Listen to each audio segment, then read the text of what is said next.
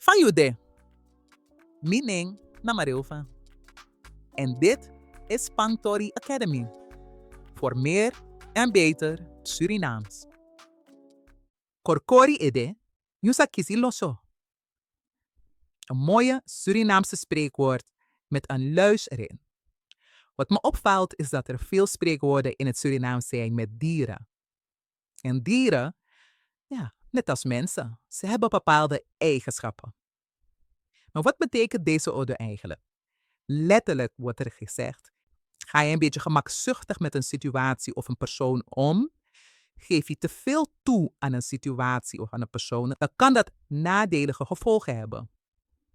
Zachte heelmeesters maken stinkende wonden.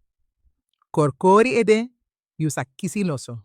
Wil je meer en beter Surinaams leren? Ga dan naar de website van Spangtori Academy. Meld je aan voor onze lessen. Tanggung!